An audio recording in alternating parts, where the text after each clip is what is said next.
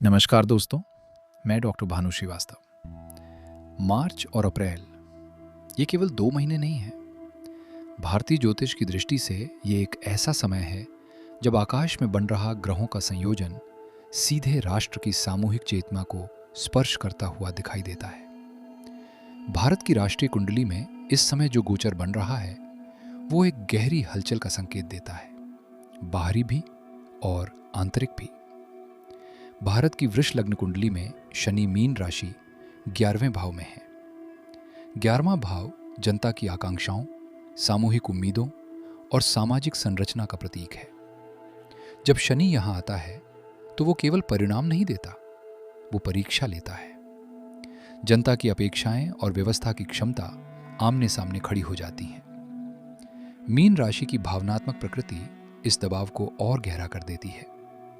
लोगों के भीतर एक अनकही बेचैनी जन्म लेती है, जैसे कुछ बदलना चाहिए और जल्दी बदलना चाहिए। उस समय 10वें भाव में राहु कुंभ राशि में स्थित है। यह स्थान सत्ता, शासन और राष्ट्रीय छवि का है।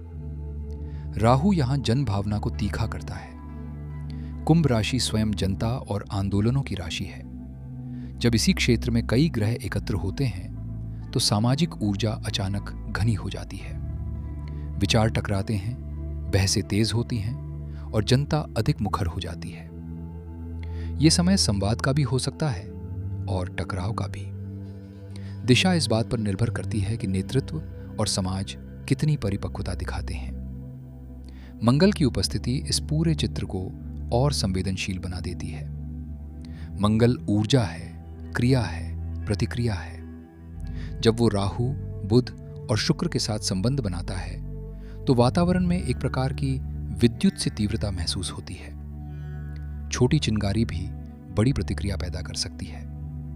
इसलिए ये समय विशेष सावधानी का समय है। परिवहन, औद्योगिक ढांचे और भीड़-भाड़ वाले स्थानों पर अनुशासन अत्यंत आवश्यक हो जाता है। लेकिन इस ग्रहयोग का सबसे गहरा प्रभाव मन पर पड़ता है। सामूहिक मनोविज्ञान में दबा हुआ तनाव सतह पर आने लगता है। भीड़ का मन तर्क से नहीं, भावना से चलता है। यदि संवाद के द्वार खुले रहें तो यही ऊर्जा सुधार का मार्ग बनती है। यदि संवाद डूब जाए तो वही ऊर्जा अव्यवस्था का कारण बन सकती है। दिल्ली जैसे बड़े महानगर जो प्रशासनिक और प्रतीकात्मक दोनों दृष्टि से केंद्र में हैं, स्वाभाविक रूप से इस ऊर्जा के फोकस पॉइंट बन सकते हैं। इसका अर्थ भय नहीं बल्कि सजगता है। सजगता का अर्थ है बेहतर आपदा तैयारी, नागरिक अनुशासन और संस्थागत समन्वय। हर कठिन गोचर अपने भीतर अवसर भी छिपाए होता है। शनि दबाव देता है ताकि संरचना मजबूत हो। राहु चुनौती देता है ताकि नई सोच जन्म ले। मंगल साहस देता है ताकि निर्णय लिए जा सकें। यदि समाज इन शक्तियों को रचनात्मक दिशा दे तो वही समय जो संकट लग रहा है परिवर्तन का आधार बन सकता है। आध्यात्मिक स्तर पर यह समय आंतरिक स्थिरता की मांग करता है।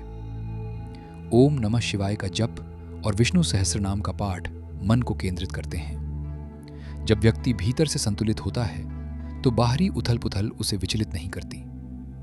सामूहिक रूप से यह अभ्यास सामाजिक तनाव को कम करने में सूक्ष्म परंतु गहरी भूमिका निभाता है। सबसे महत्वपूर्ण बात, भय से बड़ा कोई संकट नहीं। अफवाहें किसी भी ग्रहयोग से अधिक नुकसान कर सकती हैं। इसलिए जानकारी की पुष्टि, संयमित भाषा और सामाजिक सहयोग इस समय की सबसे बड़ी आवश्यकता है। अंततः राष्ट्र का भविष्य केवल ग्रह नहीं लिखते। ग्रह दिशा दिखाते हैं पर मार्ग मनुष्य बनाता है।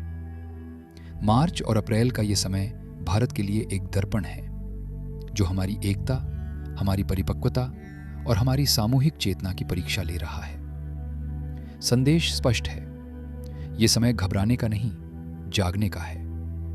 अनुशासन, संवाद, सावधानी और आंतरिक संतुलन, यही वे आधार हैं जिन पर हम किसी भी कठिन गोचर को विकास की सीढ़ी में बदल सकते हैं। धन्यवाद। ओम नमो नारायण।